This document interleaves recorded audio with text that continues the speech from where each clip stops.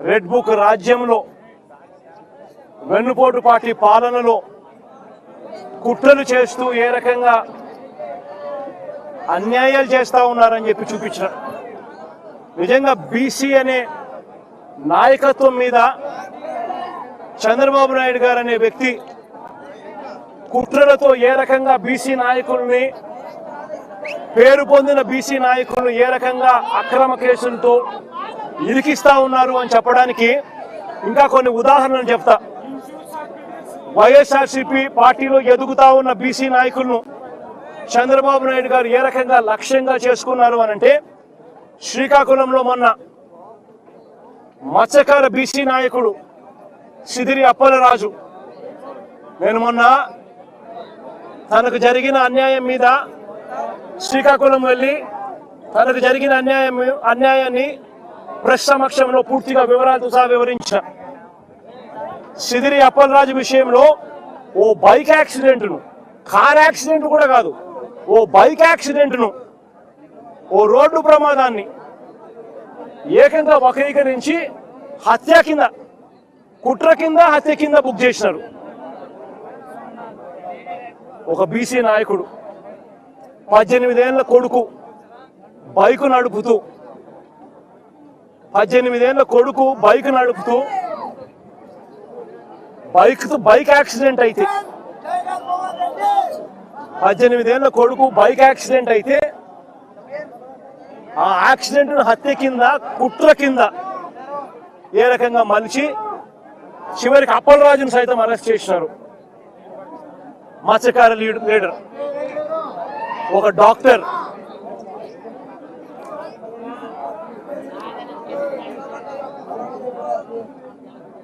ఎంత దారుణంగా జరుగుతా ఉన్నాయనంటే, ఇదే అప్పలరాజు గారిని చూడడానికి నేను, అప్పలరాజు కుటుంబాన్ని, అప్పలరాజును చూడడానికి నేను పోతే ప్రజలు విపరీతంగా వచ్చిన సందర్భంలో చింతాడ రవికుమార్ అని చెప్పి ఆముదాల వలస మా కోఆర్డినేటర్ బీసీ నాయకుడు, కాళింగ కులస్తుడు బీసీ నాయకుడు, ఆయన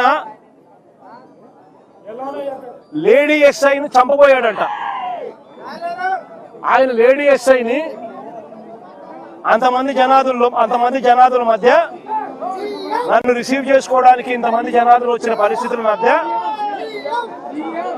పోలీసులు అక్కడ వీళ్ళని రాకుండా ఇంకా అడ్డుకుంటా ఉన్నారు. వాస్తవం చెప్పాలంటే ఆ లేడీ ఎస్ఐను చంపబోయారంట.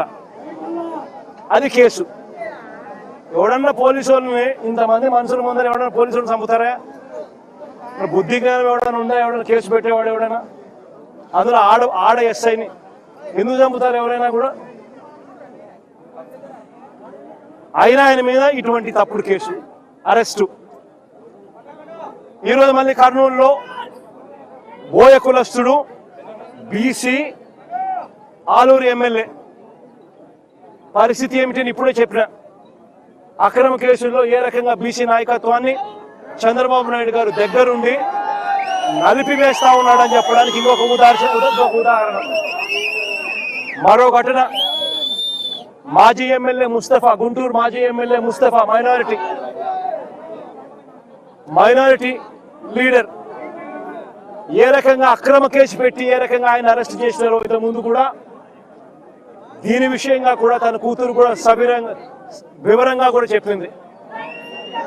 వాళ్ళే డబ్బులు ఇచ్చినారు, ఆన్లైన్లో డబ్బులు ట్రాన్స్ఫర్ చేసినారు. పొగాకు కొనుగోలు చేసేందుకు డబ్బులు వీళ్ళే ఇచ్చి, పొగాకు కొనుగోలు చేసేందుకు వీళ్ళే డబ్బులు ఇస్తే ఆ మనిషి పొగాకు ఇవ్వాల, డబ్బులు వెనక్కి ఇవ్వాల. పైగా ఈ ముస్తఫా మీద కేసు, అక్రమ కేసు. ఇదెక్కడ న్యాయమో ఆలోచన చేయమని చెప్పి నేను కోరుతా ఉన్నా. పోలీసులు చేయాల్సింది డబ్బులన్నా ఇప్పించాలా, కనీసం సరుకన్నా ఇప్పించాలా. డబ్బులు ఇప్పించలేదు, సరుకు ఇప్పించలేదు, పైగా ముస్తఫా మీదనే కిడ్నాప్ కేసు. ఈయన స్వయంగా ఈ మనిషిని తీసుకొని పోయి పోలీసులకు ఈయన స్వయంగా అప్పచెప్పినాడు పోలీస్ స్టేషన్లో. అయినా ఈయన కిడ్నాప్ చేశాడని రివర్స్ ఈయన మీద కేసు. ముస్తఫా ఒక బీసీ మైనారిటీ నాయకుడు. మరో యాదవ నాయకుడు కారుమూరు సునీల్, మన పార్టీ తరఫున ఏలూరు ఎంపీగా తాను పోటీ చేశాడు. కారుమూరు సునీల్ అని చెప్పి బీసీ నాయకుడు, యాదవ్ కులస్తుడు. ఆయన మీద మరో అక్రమ కేసు. డిస్ట్రిక్ట్ పరిధిలో టెండర్లు పిలుస్తారు. లిక్కర్ ట్రాన్స్పోర్ట్ దానికి సంబంధించి టెండర్లు పిలిచి డిస్ట్రిక్ట్ కలెక్టర్ పిలుస్తాడు ఆయా జిల్లాలలో ట్రాన్స్పోర్ట్ చేసేందుకు. అది మహా అయితే దాంట్లో ఏదైనా మిగిలితే 2 కోట్లు ఏదైనా మిగిలితే గొప్ప సంగతి. లోకల్ లెవెల్లో, జిల్లా లెవెల్లో జరిగే టెండర్లు, దాంట్లో ఈ మనిషిని అరెస్ట్ చేసినారు. ఏ కేసు పడితే ఆ కేసు, ఎవడి మీద చేయాలనుకుంటే వాడి మీద అక్రమ కేసులు ఇష్టం వచ్చినట్టుగా పెట్టడం, దొంగ సాక్ష్యాలను క్రియేట్ చేయడం, ఇష్టం వచ్చినట్టుగా అరెస్టు చేసుకుంటూ పోవడం రాష్ట్రంలో ఇవాళ జరుగుతూ ఉన్నది ఇదే.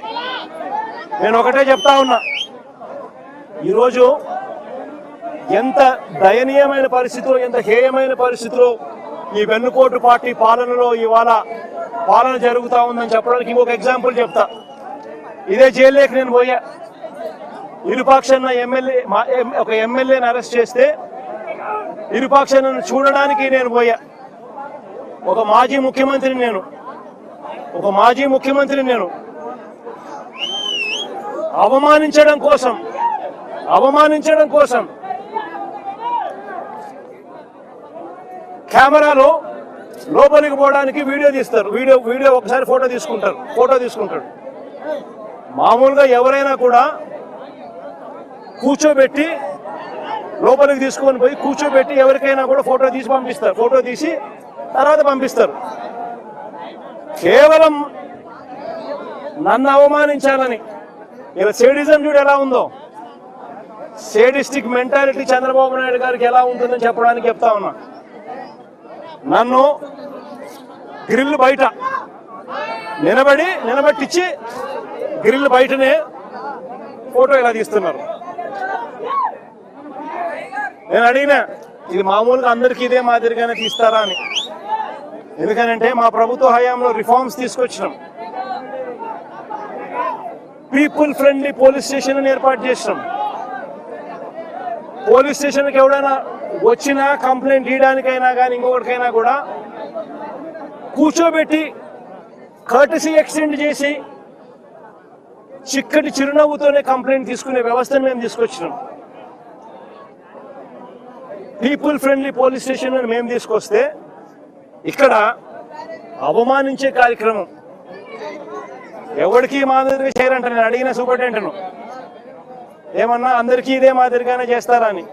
లేదు సార్, అందరినీ మామూలుగా అయితే కూర్చోబెడతాము, మీరు కాబట్టి నిలబెట్టించి మాదిరిగా చేయాలా అని చెప్పి ఆదేశాలు వచ్చినాయి సార్ అంటాడు. ఏమి సేడిజం అంటే ఇది? నేను చంద్రబాబు నాయుడు చెప్తా ఉన్నా, రేపు పొద్దున ఎల్లకాలం మీ ప్రభుత్వమే ఉండదు చంద్రబాబు అని చెప్పి గట్టిగా చెప్తా ఉన్నా. ఏదైతే మీరు ఇస్తున్నారో ఇవే రేపు పొద్దున పనులు అవుతాయి. ఏదైతే తప్పుడు సాంప్రదాయాన్ని మీరు మొదలెడతా ఉన్నారో ఇవే రేపు పొద్దున రెండింతలై మీకు చుట్టుకుంటాయని చెప్పి చంద్రబాబు నాయుడు గారికి గట్టిగా వార్నింగ్ ఇస్తూ ఇవాళ చెప్తా ఉన్నాను. చూస్తా 2 ఏళ్ళు అయిపోయింది. కళ్ళు మూసుకొని కళ్ళు తెరిచేసరికి మరో 3 ఏళ్ళు కూడా అయిపోతుంది. దాని తర్వాత మాత్రం ఇదే చంద్రబాబు నాయుడు గారికి చెప్తా ఉన్నా, వెన్నుపోటు పార్టీకి నాయకుడిగా ఉన్న చంద్రబాబు నాయుడు గారికి చెప్తా ఉన్నా, ఈ మాదిరిగా తప్పుడు కార్యక్రమాలు ఏదైతే చేస్తా ఉన్నావో, తప్పుడు విత్తనాలు నాటుతా ఉన్నారు, ఈ విత్తనాలు రేపు పొద్దున చెట్లు అవుతాయి. ఒక తప్పుడు వ్యవస్థను మీరు క్రియేట్ చేస్తున్నారు. మానుకోకపోతే ఇవి మీకు చుట్టుకుంటాయి రెండింతలయ్యి అని చెప్పి చంద్రబాబు నాయుడు గారికి గట్టిగా వార్నింగ్ ఇచ్చి మళ్ళీ చెప్తా ఉన్నా.